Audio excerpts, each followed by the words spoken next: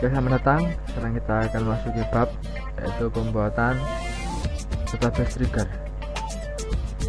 Tujuannya ialah mendistribusikan perbedaan trigger, lalu mendistribusikan database trigger dan penggunaannya, membuat database trigger, lalu mendistribusikan database trigger, rule, dan juga menghapus database trigger. Tipe-tipe trigger. Trigger ialah PLSQL block atau PLSQL prosedur yang terasosiasi dengan tabel, view, skema, atau database. Mengeksekusi secara internal kapan event terjadi. Contohnya ialah application trigger dan juga database trigger. Cara mendesain trigger.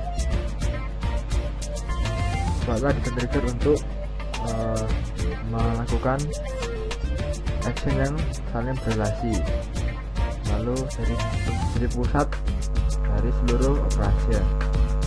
Jangan menggunakan trigger saat sebuah fungsi telah terbangun pada market server, lalu tidak boleh juga duplikasi dari trigger yang lain.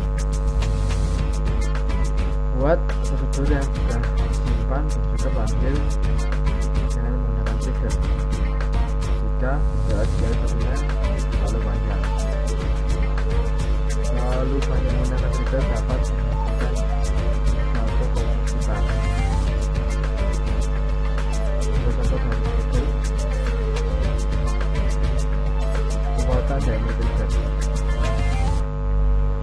Triggering atau pembuatan trigger statement terdiri atas seperti ini.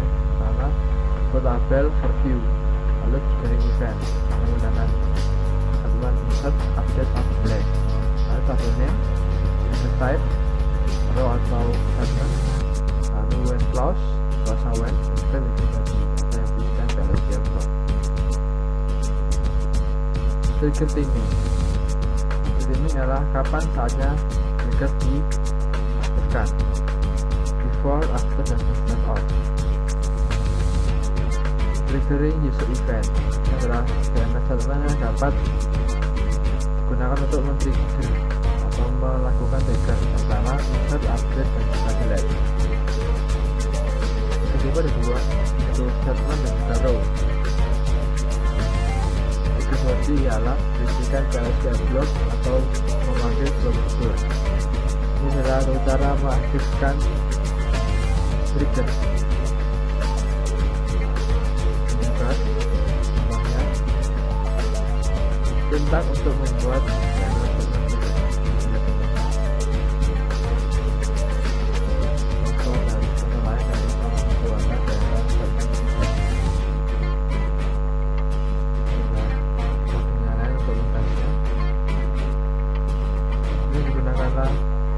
conditional dengan if,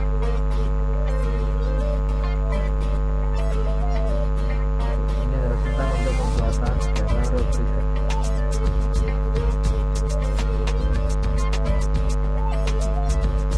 Penggunaan old dan new atau lama dan baru qualifier. Ini contohnya penggunaan old and new qualifiers. Pembatasan row trigger. Clause juga ilustrasi dari penggunaan instead of trigger. Pembuatan instead of trigger dengan sintaknya ini adalah proses-prosesnya pembuatan instead of trigger. Ini juga perbedaan pada database trigger dan juga prosedur yang disimpan. Trigger dibutuhkan trigger yang muncul di prosedur. Trigger konten contohnya gimana pada user trigger, sedangkan prosedur pada user source. Trigger secara internal dipanggil dengan prosedur secara eksternal.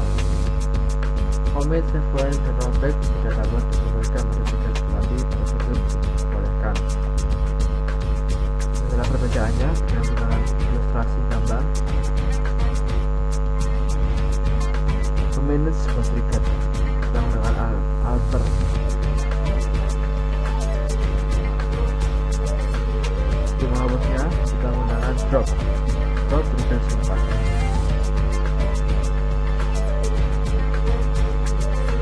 Tes trigger, tes setiap trigger data versi data, lalu tes setiap trigger pada when kuasa when.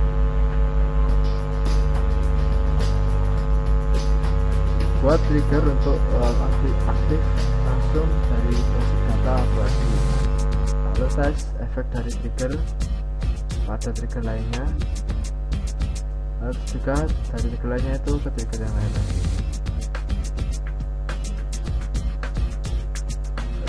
Modul eksekusi trigger dan juga constraint checking. Eksekusi semua before statement trigger, lalu lakukan pengulangan untuk setiap garis yang berpengaruh pada eksekusi semua before row trigger dan juga semua after row trigger. Lalu eksekusi dan statement dan kita lakukan exercise constraint checking, lalu execute semua after statement trigger. Ini contohnya, contoh model eksekusi trigger dan juga constraint checking secara ilustrasi gambar.